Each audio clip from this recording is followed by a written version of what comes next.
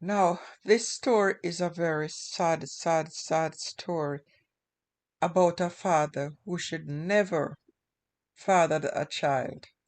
It's so sad.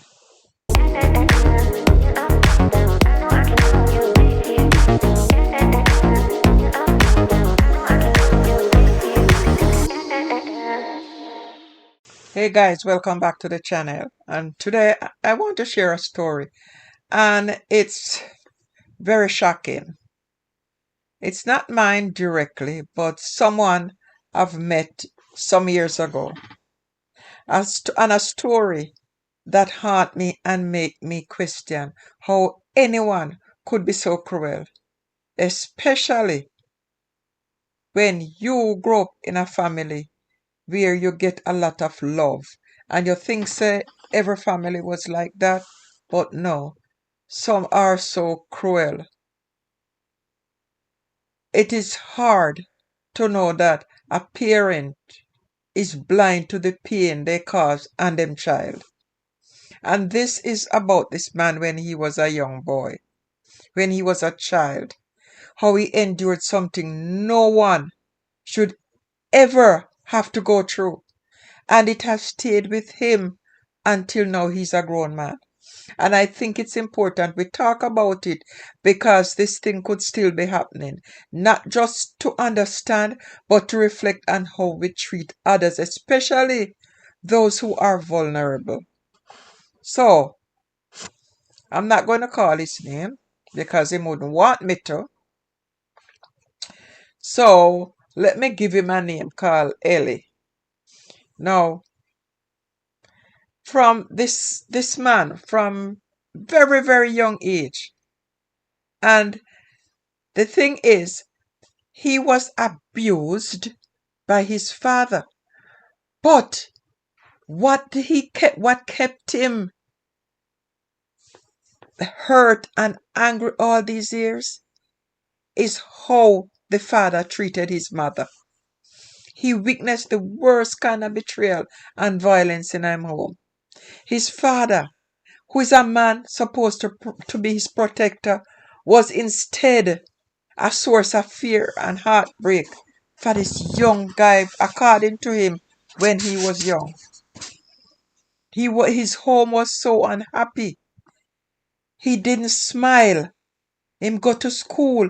Him couldn't learn. And the worst thing, you talk about your own child where you're supposed to love and protect. A kid who should have been playing, dreaming and learning about the world. But instead, he was forced to grow up in a storm of anger, pain, and confusion. Now, imagine being that child, every day hearing the raised voice of your father, the sound of the man, fist pounding, the shout and the echo through the walls like thunder. Imagine seeing your mother. And that's what he was saying. Him can't up to now, him still remember the cries of his mother. The woman who his father was supposed to love and cherish, cowering, tears streaming down her face all the time. She always crying whether the husband was there or not. And sometimes she would catch him mother hide and a cry because she wanted to shield the pain from him. He said the feeling was so helpless. Because he was small, he felt utterly powerless in the situation.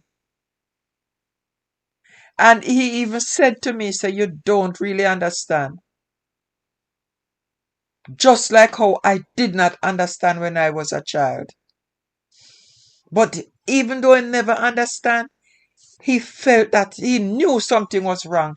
Him just could not put his finger on it and explain to it. Him said that was his reality. And he said, what make it worse was the man who was supposed to be his father, the man who should have been a source of safety, was instead a source of torment in them life. And the man now says, Looking back, his actions weren't just wrong. Him never know whether it's wrong or right. He said his father was monstrous, beating the woman, hurting his mother, someone that looking back now, the man should have been protecting them and loving them. And according to him, him cannot forgive his father because that was just not a mistake. That was evil. And the guy said the innocent bystanders standards just didn't do anything. And now he's left to carry the scars, the guilt and the confusion. For all these years, him don't know how to shake it. Him don't know how to get it. As old as he is, him still having nightmares. So can you imagine what that kid, when he was a child, went through?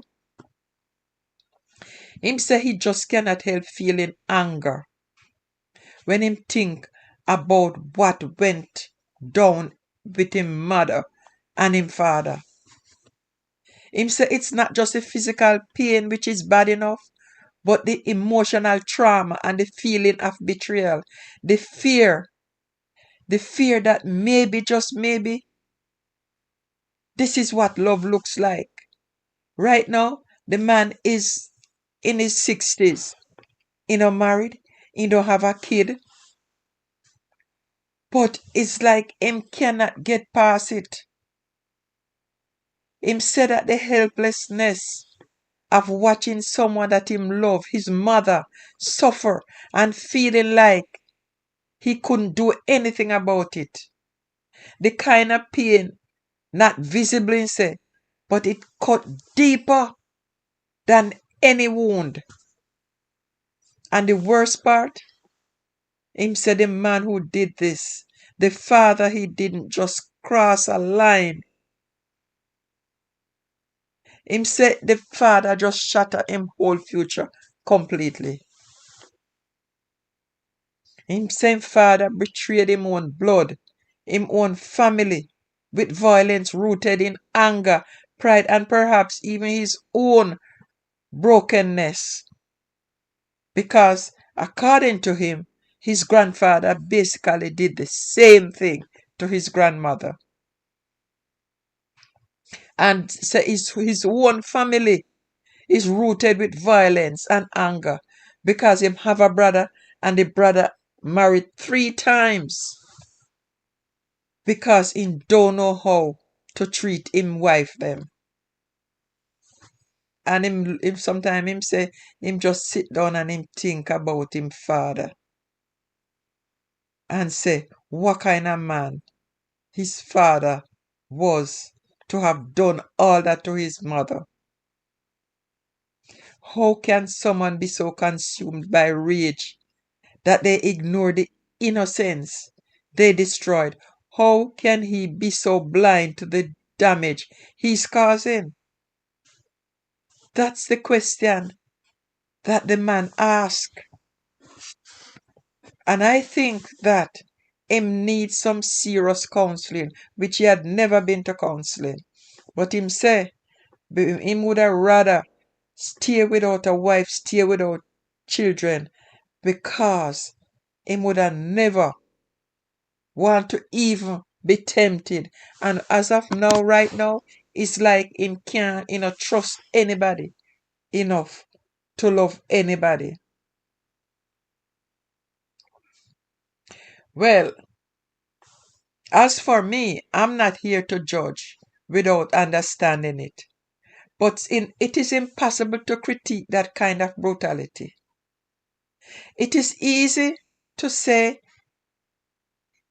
he was having a bad day or he lost control, but that's just an excuse. No one should ever lose control in a way that harms someone else, especially not in a domestic suffering. That's a choice, and a choice to hurt, to break, and to destroy. So what can anyone say to this man now?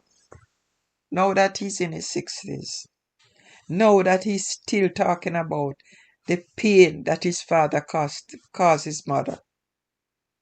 Now the poor man feels him still feel like a child within himself, and he's left to carry the pain.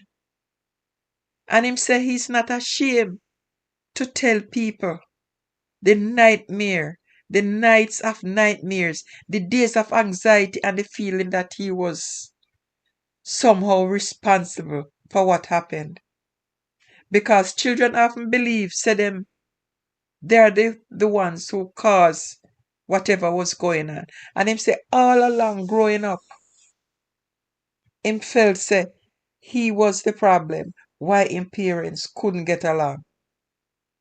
He felt that as a child, doing a little stupid things, him somehow felt that he provoked it. And that was a burden that the child carried that he should not have carried. Sometimes, some of us who grew up in a family where don't experience that. Sometimes we need to step back when we hear stories like these and think about the emotional scars. Think about that the trust with the shattered. Put yourself in that child's position. The innocence stolen, the sense of security lost forever. This man's child was stolen from him, and it was replaced with fear and confusion and anger, and the man didn't understand as a child at the time. And this pain isn't something you just get over. It stays with you, shaping you to see the world, how you trust others, and how you view yourself. And this is why the man said he would never ever get married. Once I heard him asked me a question once, and him said to me, say, does your father ever call you um worthless? And you know what the funny thing is? The same gentleman, not married, don't have kids, is well educated. When I say well educated, the man has a PhD in history or some form of education. Yet still, with all that, he's still suffering deep inside. To the fact where him say sometimes his mother call him. He's worthless. Said to, take it, tell him, say in worthless daddy or whatever. Which even though he's a man, he asked me once, say, does your mother ever call your father worthless or something like that, which I don't remember the exact words. Because in his mind, all fathers were like that, which isn't true. But what I want us to really pause and reflect, because it's not just about condemning that man, it's about understanding the profound impact of such violence on a child's soul. It's about acknowledging the pain that often goes unseen, unheard, and unspoken. And I admire that man's resilience. Despite everything, he survived. He carried the pain, yes, but he also found moments of hope. Moments he realized that he didn't have to carry that burden forever. That forgiveness, healing, and change, he's still struggling with it. But he will get through it, even though it seems impossible. And for anyone watching who might be going through something similar, maybe not the violence, but the pain of betrayal or broken trust, know this: your pain is valid, your wounds are real, and healing isn't linear. It takes time, patience, and sometimes a lot of courage to face those dark moments. Remember, no matter how terrible the actions of others have been, you have the power to choose your path forward. You can choose to heal, to forgive, not because what happened was okay, but because you deserve peace. You deserve to live beyond the pain and beyond the scars. So today, I just want to say, let's be more compassionate. Let's recognize the pain behind closed doors, behind the silence and shame, and let's commit to breaking cycles of violence, to building a world where children don't have to grow up feeling helpless and broken. If you're hurting right now, reach out, talk to someone. You're not alone. And remember, even in the darkest moments, there's hope for a new beginning, a better tomorrow. Thanks for listening. And if this story touched you, please share it. Let's keep this conversation alive. And I will see you back here in my next YouTube video.